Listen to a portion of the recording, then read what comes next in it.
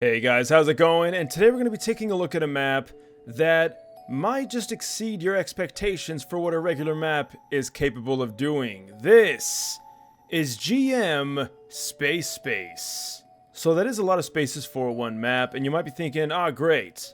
Necros, another infinite map base map. But what if I told you this map is not on the infinite map base? In fact, this is just a standard rudimentary map. But of course, because we're doing a video on it, it's anything but your standard map. It does have a lot of space, so let's go ahead and start off with this beautiful river. Alright, so first off, you might think this river is just, well, a basic river. However, I can tell you it is, well, when scaled to the player, incredibly large. Alright, so we do got a pretty big river. However, can we actually, well, swim in it? Because this water looks a little funky.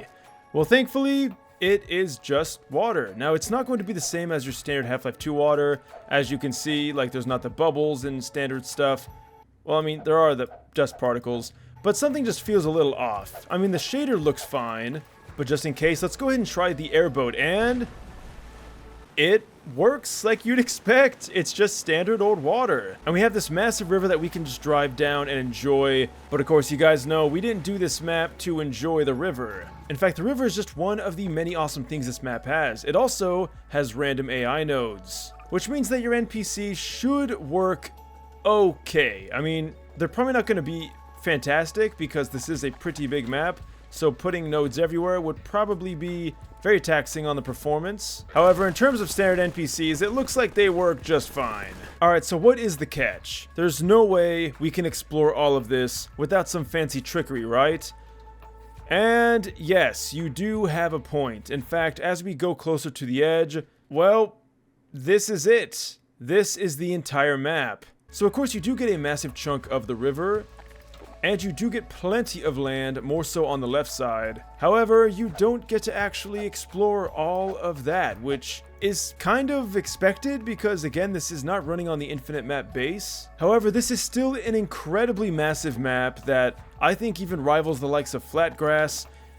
And of course, there's one thing we have not done yet, and that is looking up, because that's where the magic really happens. So I'm going to go ahead and start this off by just going up in no clip, but I am going to actually get a ship to fly up there naturally. As you fly up and approach, well, space, you're going to notice the sky is going to change. Even getting a cool blue hue at the edge right there where the atmosphere meets space, we can see there are a bunch of little asteroids flying around, and, well, I guess we're in orbit. This is what makes this map so incredible, is that there's a seamless transition from space to planet, and these little rocks, you can actually move these around. You're probably wondering, wait, why are they moving like there's low gravity? Well, my friends, that's because there is. I have turned off no clip, and we can now float around in space and enjoy these big rocks. I guess this would, like, be the moon. And the thing I just think is so cool is while you're doing this, the real actual map is down there waiting for you. Now, mind you, we are incredibly high up, so in order to get back down, we have to go into the atmosphere again. Not quite there, so let's go ahead and just pull down a bit further. There we go, and now we're falling, and as we fall, you can just see. Look how long it's taking us to reach the surface. We're pretty damn high up. And I love it because when you look at the sky, you can't even tell that there's anything up there. Alright guys, so there are a ton of different flyable vehicles you can take. I chose this one because it looked like a cool ship. Let's see if we can actually get up into space. Now this thing is pretty cool. You can use control to actually use the front turret. Now there is a VTOL mode, which is what lets you kind of like move around like this. Pretty cool stuff, because as you can see right now, we don't have that. But turning it on, now we can strafe no problem. I think that's pretty cool. But we're going to go back into the standard mode, because this is exactly what we want. Now, sadly, I don't think we do have a first-person mode, but that's okay. We're just going to go ahead, fly off into space here. I didn't say I was a good pilot, so please bear with me, guys. And we are in space. And I just think this is such a cool idea for a map. Now, of course, we've seen maps where you can go from planet into space. However, something on this grand of a scale has never really been achieved outside of the infinite map base. And I think that this is just something that is so cool.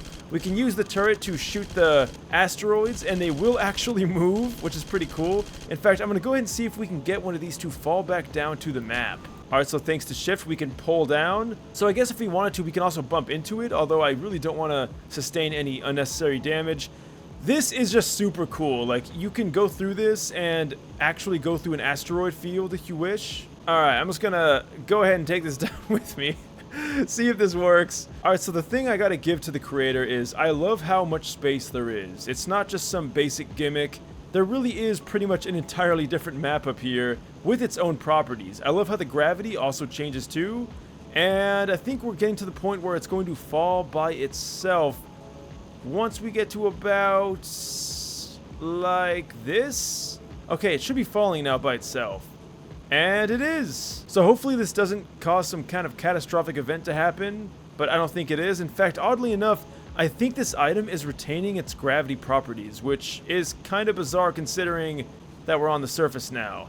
Alright, I'm going to go ahead and land this. Let's get out of it. And now that we have this thing on the ground... Oh, look at that! It just acts like a normal rock. Now, I'm not going to lie, it does kind of act like a light rock. Then again, I think light is relative. But I'm going to try to launch this all the way up in the sky and see if we can get it all the way back in space. Alright, here goes nothing.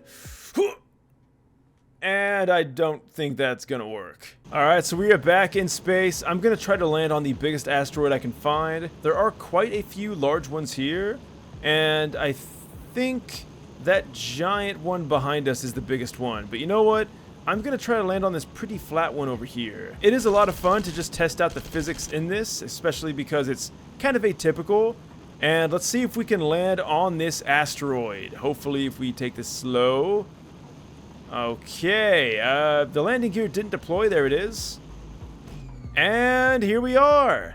We have landed. Now, of course, the gravity is still going to be fairly low up here, or at least the apparent gravity is.